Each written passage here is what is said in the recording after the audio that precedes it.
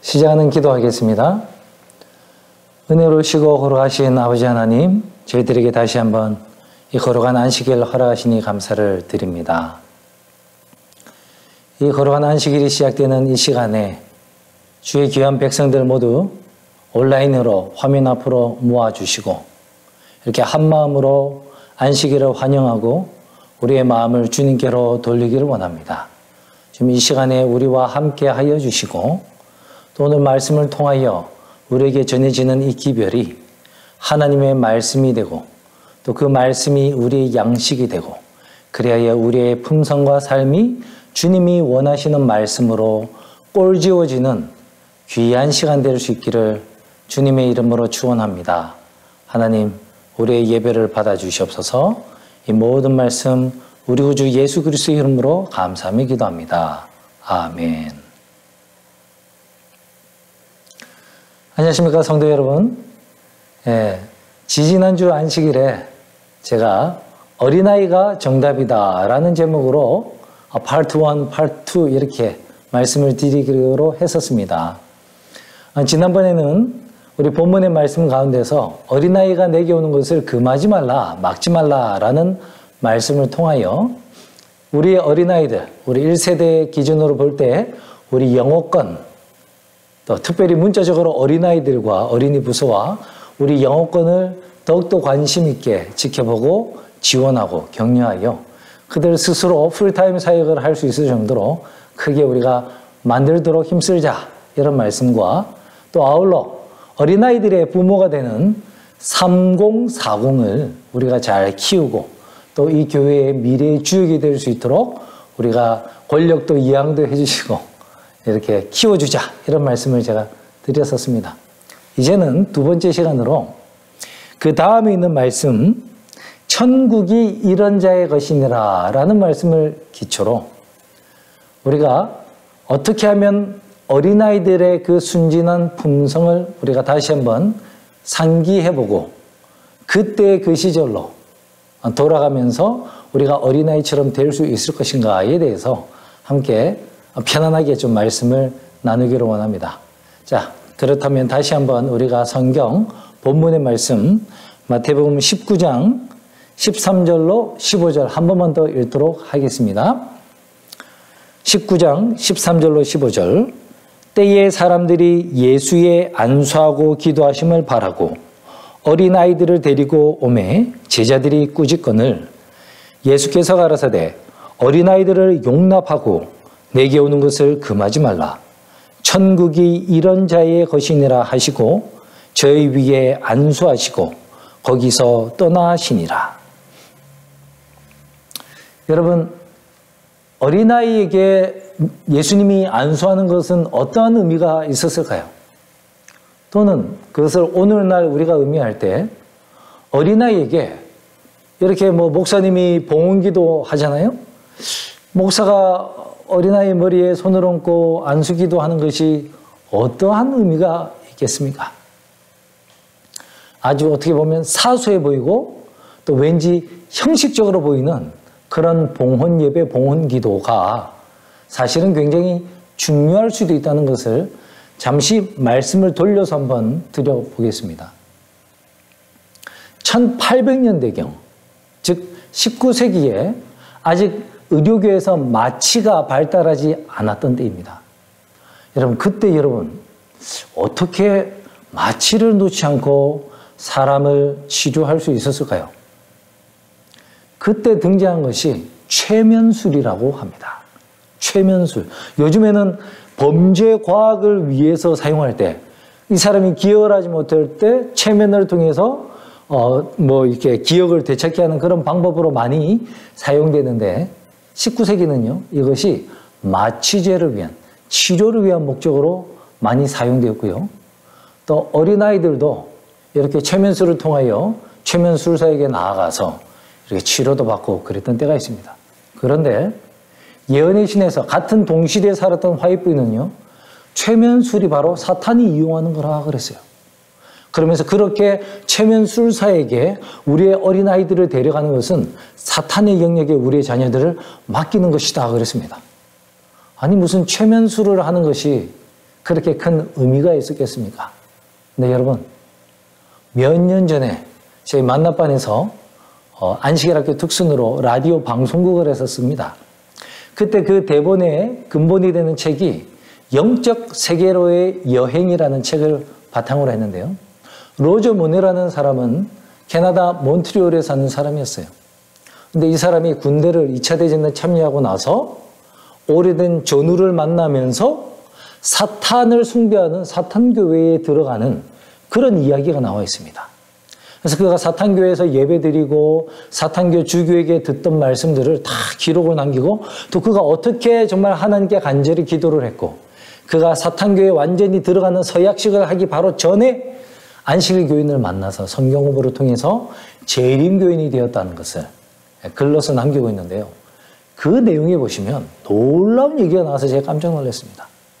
그 내용이 어떤 거냐면 사탄이 최면술을 통해서 역사한다는 기록이 나와요.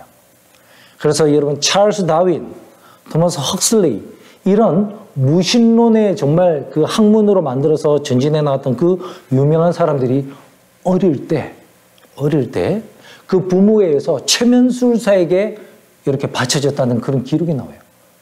그래서 그렇게 됐을 때 우리가 어떻게 이 영이 작용하는지 그 역사는 모르지만 분명한 것은 마치 우리가 점보로 아이들을 자꾸 데리고 다니면은 그 아이에게 사탄이 나중에 역사할 수 있는 가능성이 커지는 것과 같은 것 같아요. 그래서 과거에 19세기에 최면술을 받았던 수많은 아이들에게 훗날 사단이 그들을 조종할 수 있는 그런 계기가 되었다라는 것이 나옵니다. 그래서 여러분, 우리가 그런 식으로 최면술에 바쳐진 아이들, 점 보는 데 가서 굿하는 데 바쳐진 아이들에게 사탄이 훨씬 더 영이 잘 작용할 수 있는 것처럼 우리가 거룩한 성령을 의지하고 예수님께 나와서 예수님께 안수기도를 바랄 때 하나님께서 예수님께서 또 안수 목사가 안수기도를 할 때 그 의미는 얘는 하나님께서 특별히 보호하신다 이렇게 하면서 하나님이 어떻게든 그 영혼을 인도하시는 그런 표징이 되지 않을까 그런 생각을 한번 해봤습니다. 그리고 실제로 제가 만나는 많은 분들이 이런 얘기를 하는 걸 많이 경험이 있어요. 개신교회 다니신 분들이에요. 성경 공부를 딱 하고 이렇게 안식일을 딱 깨닫는데 그분들이 하는 얘기가 자기가 어릴 때 자기 동네에 안식일교회가 있었다는 것입니다. 그래서 그 안식일교회 가서 어린이 성경학교도 하고 좀 어릴 때 다녔다는 거예요. 그 기억이 있는 사람들이 굉장히 많이 이렇게 연결이 되어서 다시금 재림교회로 오는 그런 경험을 많이 하였습니다.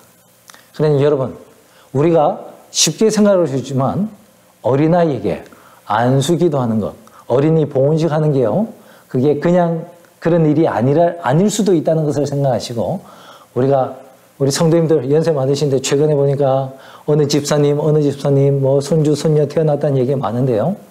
우리 자녀들 혹시 교회에 있지 않더라도 엄마 소원이니까 빡 교회 와서 우리 어린이 봉헌식 하자. 이렇게 꼭 따님들, 아드님들 그렇게 하셔가지고 그 손주, 손녀들 교회 데려오시길 바랍니다. 그래서 우리 교회 안수한 우리 최 목사님이 이렇게 안수해서 그 아이의 미래에 우리 하나님 영이 항상 따라다니게 되기를 간절히 기대해 봅니다. 여러분, 오늘 저는 부제목으로 노는 할매와 손주와의 차이라고 정해보았습니다. 노는 할매는 우리 전혜진 집사님의 자칭 쓰시는 그런 아이디 같은 건데요. 우리 전혜진 집사님만을 의미하는 것이 아니라 할아버지도 마찬가지예요. 저도 마찬가지고 연령대 상관없이 우리 좀 나이가 좀 들었다고 하는 우리 1세대들을 모두 다 노는 할매로 표현을 하겠습니다. 그리고 예수님이 오늘 하신 우리가 어린아이들을 같이 되어야지 천국에 간다. 천국은 이런 어린아이의 것이다 라고 하는 그 우리가 이상적으로 따라야 할 그 표준을 우리가 어린아이로 이렇게 구분해서 우리와 예수님께서 말씀하시는 그 되어야 하는 어린아이의 차이가 무엇인지를 우리가 한번 어린아이의 특징 한 3가지를 한번 되새겨보면서 우리가 다시 한번 동심으로 돌아가고 그렇게 순수한 상태에서 신앙을 할 수 있게 되었으면 좋겠다는 의미에서 오늘 어린아이의 특징 3가지를 한번 살펴보도록 하겠습니다. 어린아이가 정답이다라고 했어요. 정답이라는 것은 어떤 문제가 있어야 됩니다. 그렇지 않습니까? 문제가 있고 거기에 대한 정답이 있는 거예요. 그런데 어린아이가 정답이라고 해버렸어요. 근데 문제는 뭡니까? 지난 시간에 제가 말씀드린 것은 이 이민교회의 미래 계속 고령화되고 이민이 와야 하는 본국에서는 어린아이들이 더 이상 태어나지 않고 유엔에서 가장 적은 수의 출산율이다. 그러면 우리가 어떻게 되는가라는 문제에 대한 답변이 어린아이다. 한국에서 오는 사람들 더 이상 바라보지 말고 이미 이 땅에서 이미 우리가 많이 낳아버린 2세, 3세, 4세 그들을 향하자. 그들이 성장할 수 있도록 우리가 도와주자. 그게 정답이다. 이렇게 말씀을 드렸습니다. 성경에 제가 계속 마태복음을 중심으로 말씀을 대변하고 있는데요. 마태복음에 나와 있는 많은 말씀을 제가 지금까지 드렸던 그 많은 설교들도 결론을 바꿔보면요. 어린아이가 정답이다라고 바꿀 수가 있습니다. 대표적인 것이 가장 최근에 했던 것이 무슨 문제가 있었습니까? 가이사랴 빌립보에서 베드로의 고백과 예수님께서 십자가 예언을 해주시고 누구든지 자기를 부인하고 자기 십자가를 지라고 하는 그 이야기에서부터 변화산 사건, 노중에서 있었던 모든 사건, 그리고 가버나움에 와서 예수님께서 해주신 말씀, 모든 내용들의 주제가 누가 더 크냐 적으냐, 누가 천국에서 위대한 사람입니까? 이런 주제였지 않습니까? 그 문제도 정답이 뭐였어요? 실제로 그때도 예수님이 누구를 얘기했습니까? 어린아이 하나를 세우시고 천국에서 이 어린아이처럼 자기를 낮추는 사람, 다른 사람을 섬기는 자, 그런 자가 큰 사람이다. 거기도 정답이 뭐예요? 어린아이가 정답이다. 천국에서는 누가 큽니까? 하나님 나라에서는 누가 큰 자입니까? 어린아이가 정답이다. 그죠? 근데 제가 위대함에 관해서는 여러 번, 이 겸손에 관해서는 설명을 많이 했기 때문에 오늘 그 첫 번째 특징, 또 가장 중요한 어린아이의 특성, 겸손은 제가 잠시 스킵을 하고 나머지 한 3가지 특징을 함께 나눠보겠습니다. 자, 위대함에 대한 답, 겸손, 어린아이가 정답이다. 1번 지났고요. 2번은 믿음이라고 생각합니다. 단순한 믿음. 마태복음에 예수님께서 수많은 사람들을 고치시고 귀신을 내어 쫓으시면서 항상 곁들여서 하셨던 말씀이 오, 믿음이 크도다. 내 믿음이 너를 구원하였다. 내가 이스라엘에서 이만한 믿음을 본 적이 없도다. 뭐 이런 말씀. 믿음 얘기 굉장히 많이 하셨죠. 근데 거기서 칭찬받은 사람들의 믿음도 한마디로 말하면 어린아이가 정답이다. 어린아이의 믿음이라고 말할 수 있는 것입니다. 여러분 성경 말씀 하나 볼까요? 에베소서 4장 14절입니다. 이는 우리가 이제부터 어린아이가 되지 아니하여 사람의 괴술과 간사한 유혹에 빠져 모든 교훈의 풍조에 밀려 요동치 않게 하려 함이라. 자, 여러분 여기서는 약간 부정적으로 사용됐습니다. 어떤 식으로 부정적으로 사용됐습니까? 어린아이처럼 되면 안 돼요. 왜? 어린아이처럼 되면 뭐 하니까? 사람들의 괴술과 간사한 유혹에 빠지게 되니까. 쉽게 말하면 잘 속으니까 이런 거예요. 여러분 부정적으로 말해서 어린이는 잘 속는다 이렇게 얘기했습니다. 긍정적으로 오늘 제가 드리고자 하는 말씀은 어린아이는 잘 믿는다입니다. 어린아이의 가장 중요한 두 번째 특성, 잘 믿습니다. 이것저것 재보지 않고 의심하지 않고 그렇다 하면 그렇게 믿습니다. 제가 어릴 적 기억이 나는데요. 어릴 적 어린아이들에게는 선생님, 학교 선생님은 정말 그 존재가 굉장하지 않습니까? 선생님이 하신 말씀을 믿었는데 어떤 말씀을 했냐면 제가 기억나는 게 몇 가지가 있어요. 초등학교 2학년인지 5학년인지 그때 담임 선생님이에요. 그분이 무슨 얘기를 하냐면 앞으로 5년 안에 남한하고 북한하고 통일이 된다. 그게 안 되면 내 손에 장을 지진다. 이러시는 거예요. 오, 선생님이 5년 안에 남북이 통일이 되고 그게 안 되면 자기 손가락을 장을 지진다니까. 오, 믿을 만한 얘기다. 그래서 제가 집에 와서 우리 부모님한테 제가 그 얘기를 한 기억이 있습니다. 근데 5년이 지나고 수십 년이 흘렀는데 우리 선생님 장 안 지졌을 것 같습니다. 근데 선생님이 하니까 믿었어요. 또 그때 또 무슨 일이 있었냐면 평화의 댐 기억나시죠? KBS 9시 뉴스에서 뭐 북한이 댐을 터뜨리면은 예? 남한이 뭐 서울이 수도가 뭐 어디까지 63빌딩이 어디까지 뭐 젖는다는 시뮬레이션 보여주고 헌금했어요. 이렇게 성금. 저는 그거 나중에 대학생이 돼가지고 그게 거짓말이었다는 것을 한참 지나서야 알았습니다. 아유, 초등학생들 줄 서서 성금 많이 했었습니다. 제가 시골에서 자랐는데 그 시골에 공중전화 박스가 제 기억에 딱 하나 있었던 것 같아요. 우체국인지 이게 전신국 앞인지 아무튼 그 하나가 있었는데 시골 아이들이 뭘 했을까요? 장난전화를 했습니다. 근데 장난전화가 여러분이 생각하시는 것처럼 119 해가지고 여기 어딘데 불났습니다 이렇게 하는 게 아니고 아주 낮은 퀄리티의 장난을 했어요. 전화를 해서 누군가 받으면 그냥 욕을 하고 끊었습니다. 지금 생각하면 굉장히 부끄러운 일입니다. 막 경상도 아이들이 욕을 막 하고 전화를 다 끊어요. 아이들이 다 돌아가고 제 차례가 됐어요. 근데 저는 원래 좀 겁이 많은 성격이거든요. 겁이 많은 데다가 또 교회를 다니니까 양심에 또 어른들한테 욕하는 게 좀 마음에 꺼리긴 했는데 또 그게 이 피어 프레셔죠. 친구들이 다 하는데 또 나만 안 하면 또 창피하니까 제가 마지막으로 했어요. 전화 뭐 112인지 119인지 아무튼 하고 또 아는 욕 다 얘기하고 끊으려고 하는데 전화기 건너편에 있는 아저씨가 딱 이러는 거예요. 나는 네가 어디서 전화한지 다 추적할 수 있다. 딱 하는 거예요. 그러면서 유도를 딱 하면서 자기가 모든 것을 지금 다 볼 수 있으며 네가 어디서 전화하는지 너를 다 찾아갈 수 있다. 막 이러는 거예요.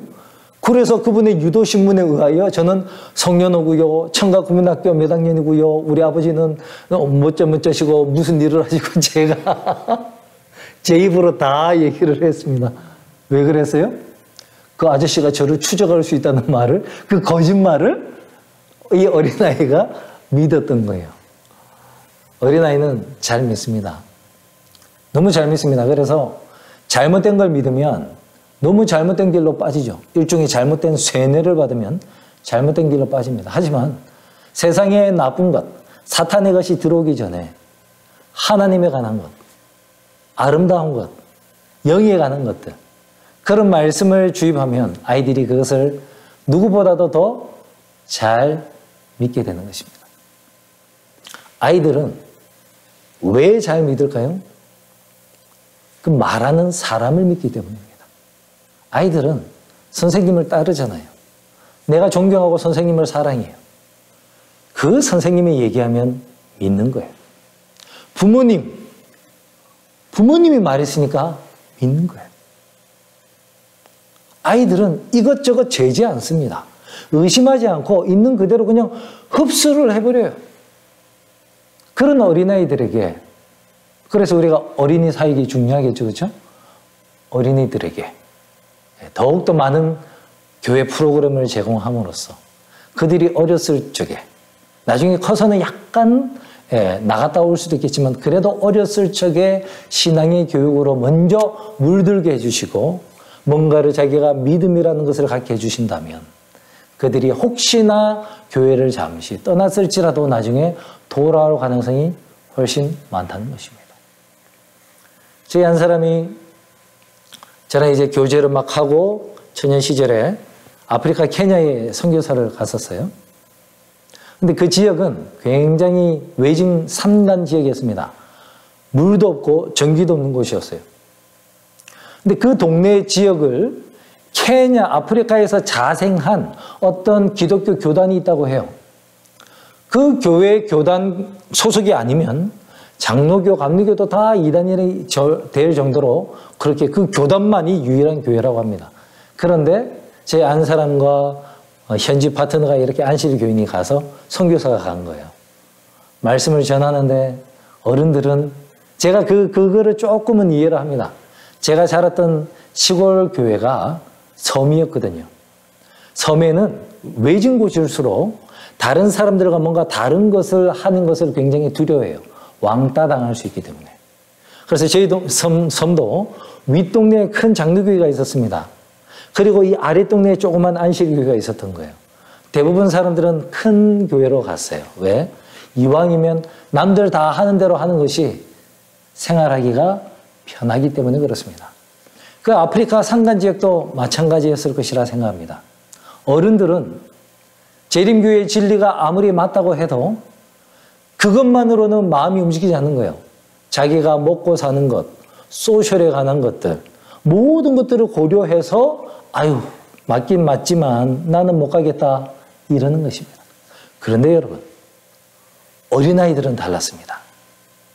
제가 말하는 어린아이들은 초중고 다 포함하는 거예요. 어린아이들은 이 선교사님이 와서 성경을 보여주면서 안식일이 제7일 토요일이다 라고 설명하는 것을 10계명을 그대로 보고 있는 그대로를 받아들였습니다. 그래서 거기도 주 6일 동안 학교로 가는 날인데 아이들이 학교로 안 가고 교회로 오기 시작합니다. 그것 때문에 일부러 학교에서는 그거를 막기 위하여 일부러 토요일나 더 중요한 행사들을 만들고 아이들이 올 수밖에 없게끔 막 하였습니다. 그런데도 아이들은 가지 않았어요. 이제는 부모님을 통해서 막 맞기도 하고 핍박을 당해요. 그래도 아이들이 엄마한테 매를 맞고 울면서도 안식일을 지키고 싶다고 선교사를 찾아갔다고 해요. 제 한 사람이 거기를 떠날 때 아주 조그마한 건물을 지었습니다. 교회 건물을 지었어요. 이 사진으로 보이시죠?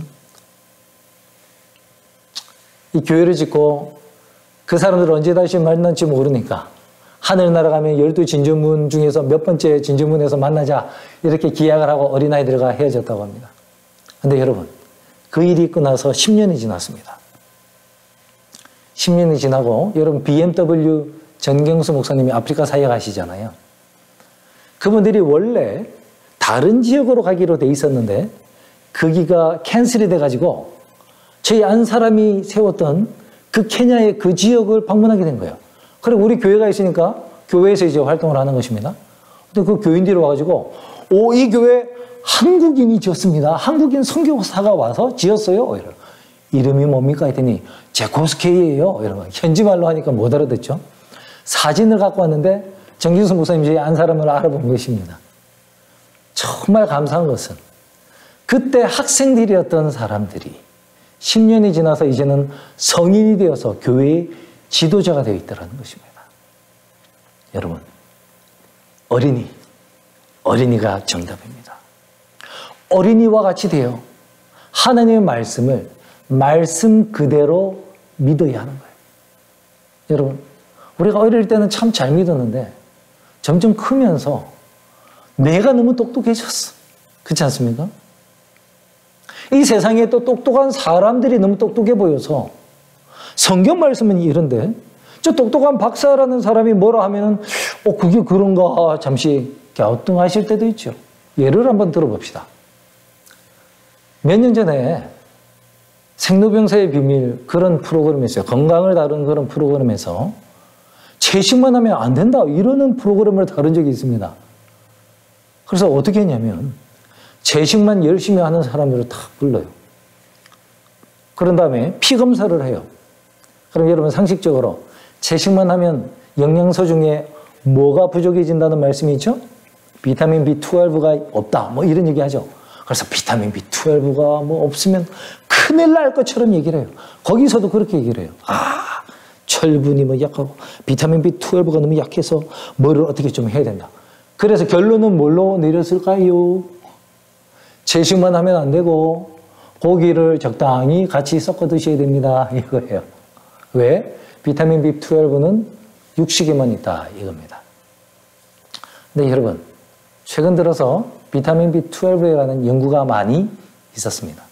근데 알고 봤더니요, 그거는 어디에 많이 들어있는 그런 스타일이 아니라 세균이 우리의 장 속에서 비타민 B12를 생산한다는 것을 밝혔어요.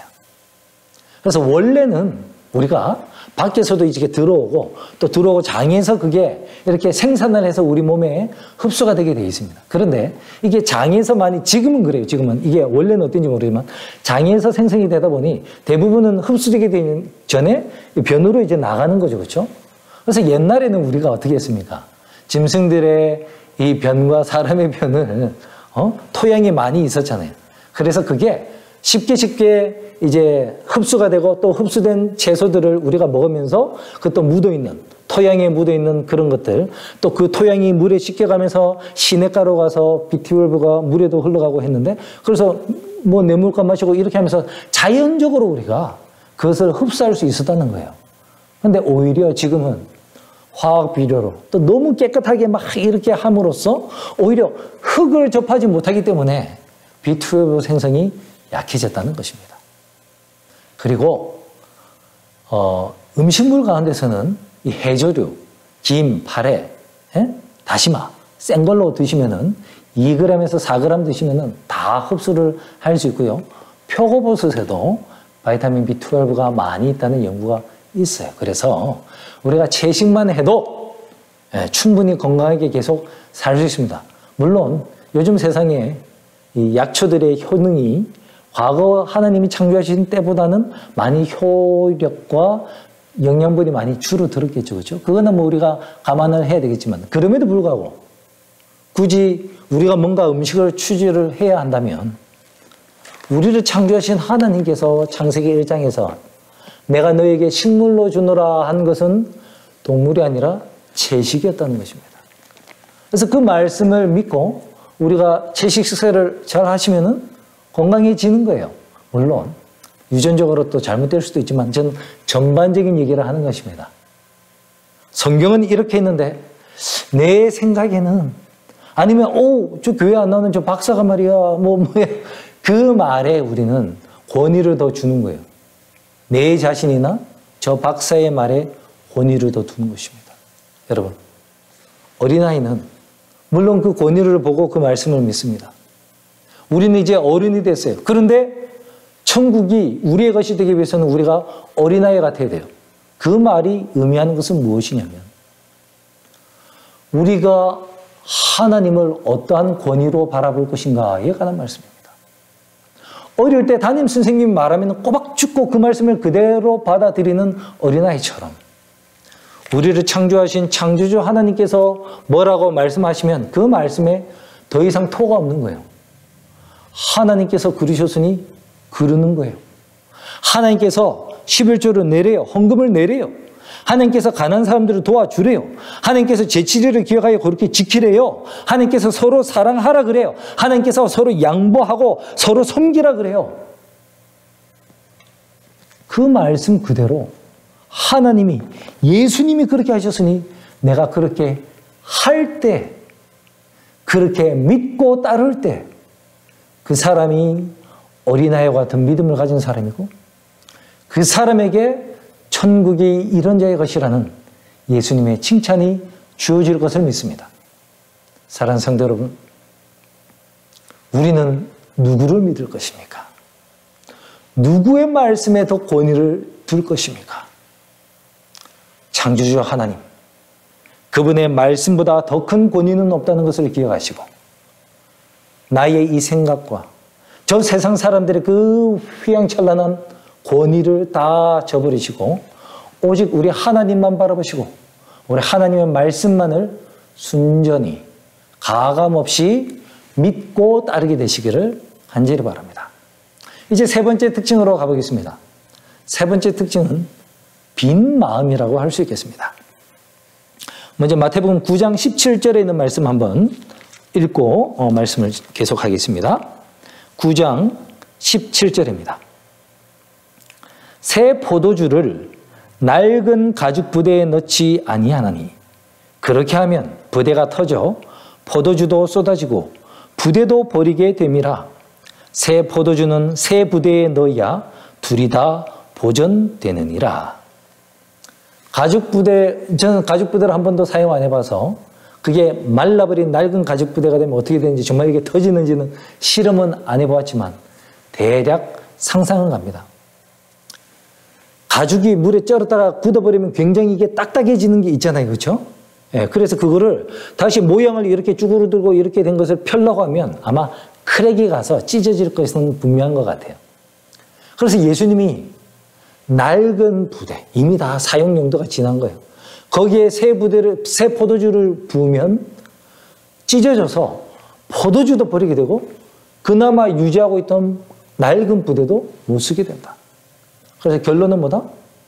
새 포도주는 새 가죽 부대에 넣어야 한다. 여러분, 새 가죽 부대, 가죽이 얼마나 부드럽습니까? 그렇죠? 이렇게도 늘어나고 이렇게도 되고 막 모양이 막 변형이 될 수가 있어요. 여기서 예수님은 예수님 자신과 예수님의 가르침을 새 포도주라고 말씀하셨고요. 당시의 유대 지도자들, 예수님의 말씀을 그렇게 받아들이지 않으려 하고 예수님을 그렇게 따르려고 하지 않던 당시 유대 지도자들, 특별히 바리새인들을 낡은 가죽 부대라고 불렀습니다. 그런데 이제 그들이 예수님의 새 가르침을 영접하지 못하니까 예수님의 말씀을 담을 수 있는 또 다른 어떤 사람들을 찾아야 되잖아요. 그래서 발견한 새 가죽 부대가 누구였습니까? 갈릴리 무식한 어부들. 당시 똑똑한 사람들, 의롭다고 자칭하는 사람들에게 죄인이라고 손가락받던 사람들. 그런 사람들이 예수님의 제자가 되었어요. 여러분, 그렇다면 여기서 말하는 낡은 가죽 부대가 의미하는 것은 무엇이겠습니까? 유대주의, 형식주의, 바리새주의, 이렇게 뭔가 고착화된 어떤 것입니다. 도무지 이 개선과 변화의 여지가 없는 그런 상태. 나만 맞고 내가 지금까지 살아온 그 모든 방식만이 옳은 것이다. 다른 말로 하면 나에게 가장 익숙한 것만이 옳은 것이다 라는 생각입니다. 바리새인들은 예수님의 새로운 것을 감당을 할 수가 없었어요. 너무나 새로운 거니까. 그래서 거절하였습니다. 예수님의 제자들이 만약에 랍비의 교육을 받았더라면 그들도 알게 모르게 랍비들에 의한 고착화된 그런 신앙관을 갖고 예수님의 새 포도주를 음미하지 못하였을 것입니다. 하지만 그들은 교육을 받지 않았기 때문에 마음이 빈 마음이었기 때문에 새로운 포도주를 능히 받을 수 있었어요. 여러분, 어린아이들이 다 그것인 것입니다. 어린아이들의 마음, 새 가죽부대입니다. 무엇을 채워도 들어가는 것입니다. 앞에 나왔던 믿음을 강요하는 거랑 똑같은 거죠. 믿음이 먼저 들어가면 믿음이 되는 거예요. 이 가죽부대에는 꿀을 담으면 꿀단지가 되는 거예요. 그래서 우리 어린아이들 일찍부터 좋은 것들을 많이 채워줄 수 있는 그런 우리 교회가 되기를 또 다시 한번 강조를 또 합니다. 왜냐하면 어린아이가 정답이기 때문이죠. 여러분, 어린아이들이 선생님께서 가르쳐 주는 대로 이렇게 꼴을 져요. 그죠? 마치 그는 도자기 같아. 이렇게 빚으면 빚는 대로 이렇게 빚어져요. 가죽부대처럼 빚으면 빚는 대로. 그거를 악용하는 사람도 있죠. 공산주의 같은데. 근데 여러분, 북한에 장마당 세대가 있는 걸 들어보셨을 것입니다. 이 장마당 세대는 우리 한국의 MZ세대, 흔히 말하는 20대, 30대인데 1990년대에 태어나거나 2000년대 초반에 태어난 사람들이에요. 이 사람들은 어떤 특징이 있는가? 여러분, 김일성이 죽고 나서 1995년부터 5년 동안 북한에 고난의 행군이라는 정말 기근이 있었다는 걸 여러분 들어보셨을 거예요. 300만 명이 굶어 죽습니다. 여러분, 그쯤 되면 아이들이 학교를 다닐 수 있었을까요? 불가능했겠죠. 그래서 그 당시에 아이들이 교육을 제대로 안 받았어요. 그래서 먹고 살기 위해서 산에 가서 칡뿌리 깨다 쓰고, 그 다음에 장마당 가서 뭐 떨어진 거라도 주워 먹고 막 이렇게 하다 보니 아이들이 자본주의를 배운 거예요, 거기서. 돈을 배운 것입니다. 학교에서 한참 공산주의 세뇌 교육을 받아야 하는 시절에 자본주의를 스스로 터득한 것입니다. 그리고 그때 장마당을 통해서 중국에서 오는 대한민국의 드라마, 영화, 음악 이런 거에 다 노출돼서 자란 세대를 장마당 세대라고 그래요. 그래서 김정은이도 이 장마당을 닫을 수가 없은 거예요. 그 닫으면 큰일 나는 것입니다. 그래서 지금 20대, 30대 이 젊은 사람들은요, 완전히 속은 사람들이 아니에요. 이 사람들은 자본주의가 뭔지 다 알아요. 그래서 여러분, 조만간에 우리가 한번 기대해 볼 수 있어요. 이 장마당 세대를 통해서 북한이 어떻게든 변화될 것이다. 북한 이 공산지휘부도 그것을 어떻게 막지는 못할 것이다. 많은 사람들이 또 무슨 얘기하는지 아십니까? 북한이라는 전쟁이 일어나면 어떻게 될까 걱정 많이 하시는데 지금 북한의 군인들이 다 그 장마당 세대라는 거예요. 여러분, 군대가 우리는 2년 가지면 그 사람들은 10년 넘게 가잖아요. 그러니까 장마당 세대가 지금 다 군대가 있다는 것입니다. 전쟁이 날 가능성이 거의 없다고 탈북자들은 얘기를 해요. 이렇게 일찍이 어린아이들 마음속에 무엇을 담는가가 중요합니다. 그런데 여러분, 우리는 어떻습니까? 우리는 이미 늙었잖아요. 너무 늙어서 바꾸는 게 너무 좀 어려워. 그렇지 않습니까?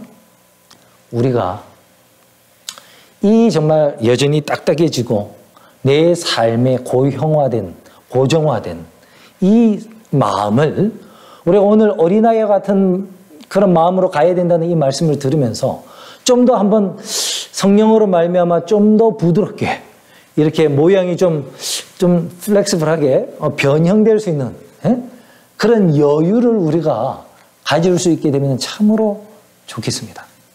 그래서 내가 좀 익숙하지 않아도 내가 좀 불편한 것 같아도 다른 사람의 어떤 의견과 다른 어떤 빛을 받아들일 수 있는 그런 사람들이 될 수 있으면 참으로 좋겠다는 생각을 해봅니다. 여러분, 이게 상당히 어렵죠. 정말 어려운데 성령을 통해서 우리가 할 수 있습니다. 우리가 말씀도 그런 게 있어요. 재림교인들이 28개 신앙을 그대로 믿는 사람이 또 간혹가다 없을 수가 있어요. 예를 들면 가장 간단한 삼위일체도 그렇습니다. 제가 실제로 목회하던 교회에 연세 드신 어르신들이 그런 얘기를 하시는 거예요. 삼위일체를 제가 한번 나와서 설명을 해드렸습니다. 그랬더니 이분들이 뭐라고 하냐면 하나님은 성경에 한 분이시다 그랬잖아요. 하나님은 한 분이에요. 그래서 구약에는 이 하나님이 아버지 하나님으로 나타났대요. 그러다가 이 똑같은 하나님이 신약 시대에는 예수님으로 아기로 태어났대요. 그러면 예수님이 다시 성령으로 변했다는 거예요.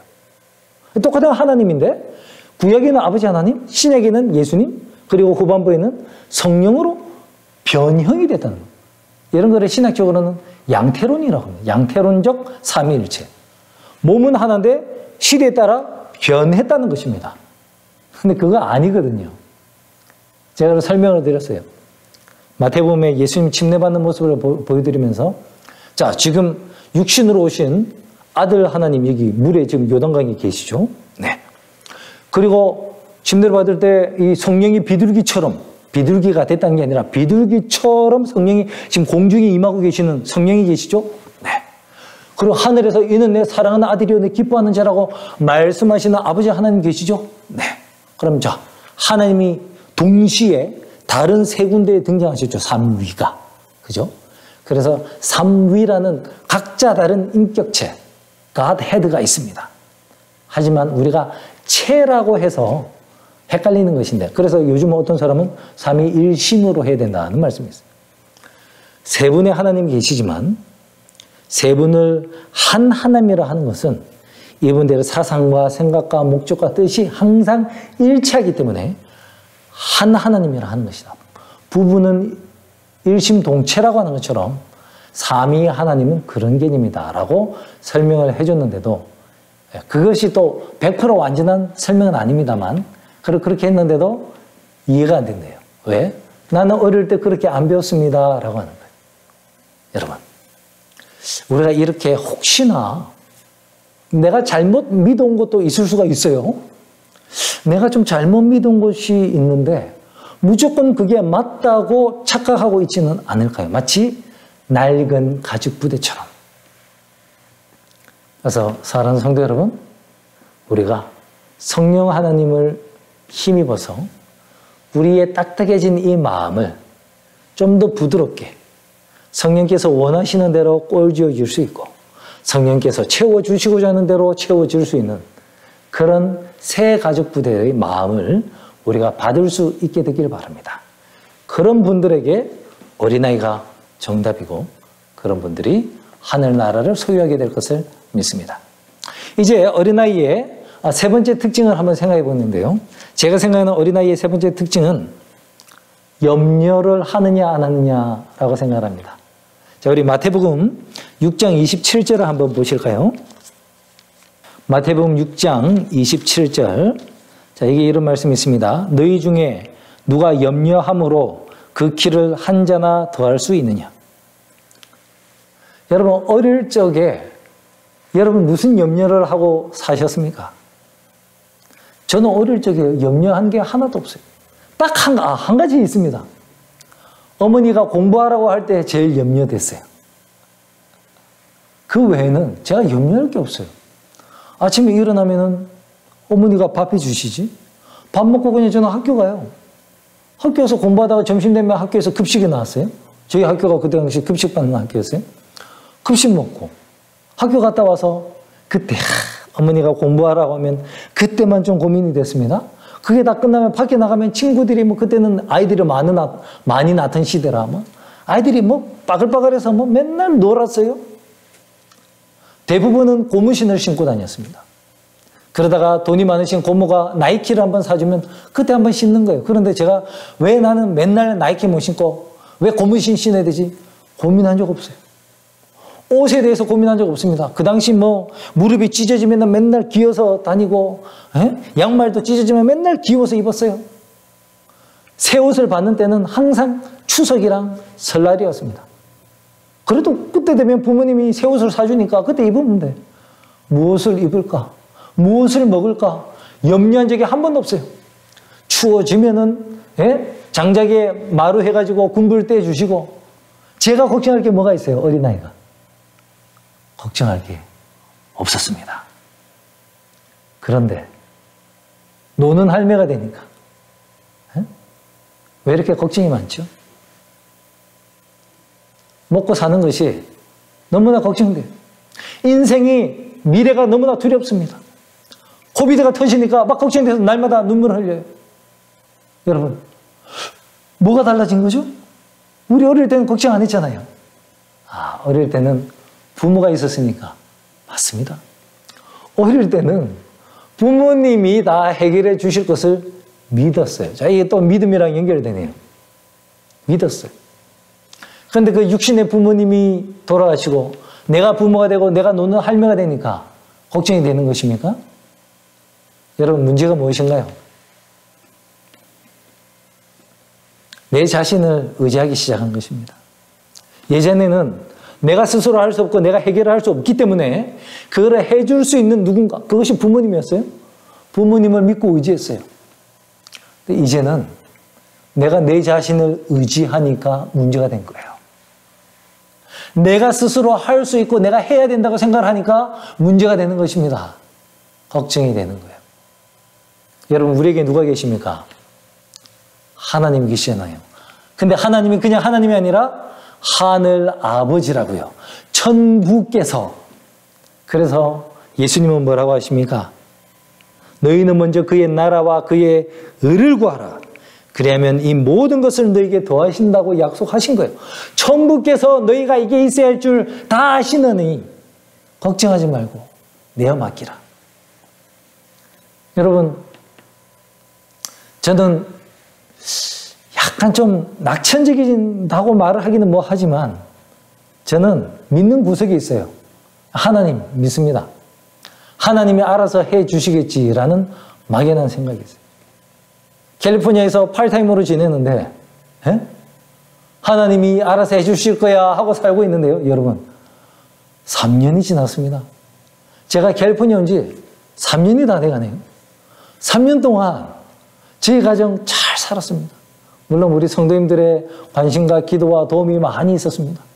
근데 그것보다 하나님이 여러분을 이용하시고 하나님이 우리 글렌델 교회를 이용하시고 하나님께서 뭔가를 도와주셔서 저는 지냈다고 생각을 합니다. 앞으로도 그럴 것 같아요. 뭔가 좀 어렵다? 하나님이 계신데 하나님이 해결하실 거야. 그게 어떻게 할지는 모르겠지만 막연한 기대감이 있어요. 하나님 안 해주시면 나 어떻게? 여러분, 어떤 사람은 대책 없는, 정말 실없는 정말 사람이다 생각할 수 있겠지만 세상 사람들의 눈에는 대책이 없잖아요.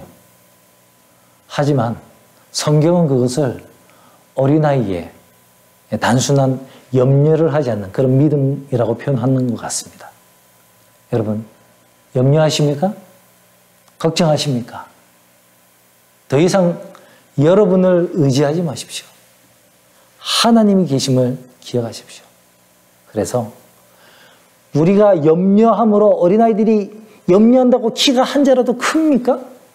어린아이들은 오히려 키 크는 거 염려 안 하죠. 왜? 저절로 자라니까. 자기가 보여요. 자기가 옛날에 사진 보면 깐난아기였고 요만했는데 사진을 볼수록 점점 크고 있거든요. 아이들은 저절로 크네. 이건 내 영역이 아니야. 그냥 저절로 크는데 내가 뭐 염려를 해. 그죠? 염려를 안 합니다. 그런데 노는 할매가 돼서 키가 다 커버린 사람들은 염려를 합니다. 사랑하는 성도 여러분, 우리가 고민하고 염려한다고 해결되는 게 아닌 거 아시죠?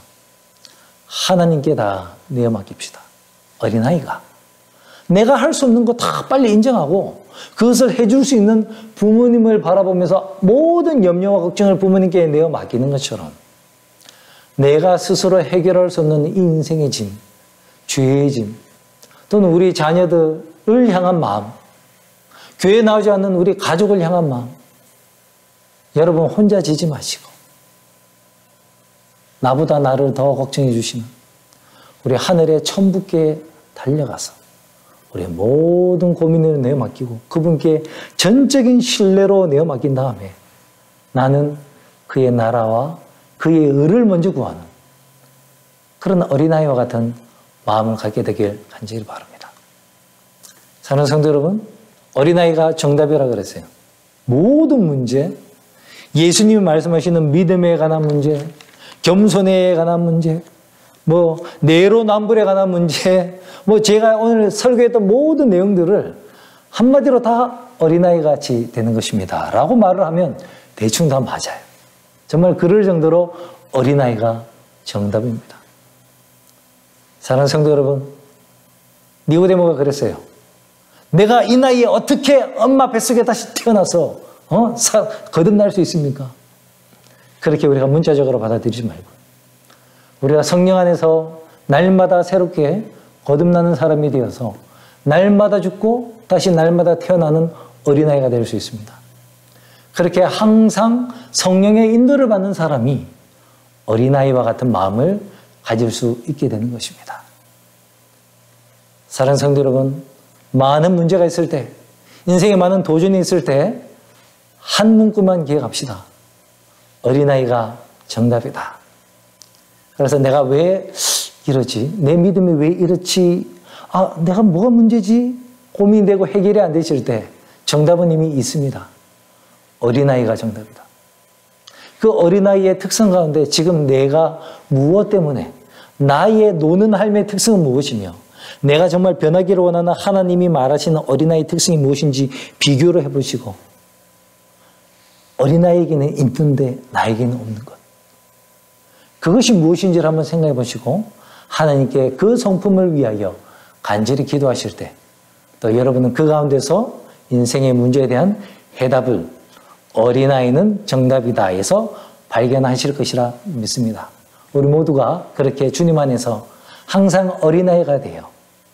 주님께서 우리의 모든 문제를 다 해결하시고 또 궁극적으로는 우리를 데리러 오실 때에 우리가 우리 부모님 준비하신 하늘 홈에서 하늘나라 집에서 영원히 행복하게 함께 지내게 되기를 간절히 소망하면서 오늘 말씀을 마치겠습니다. 감사합니다.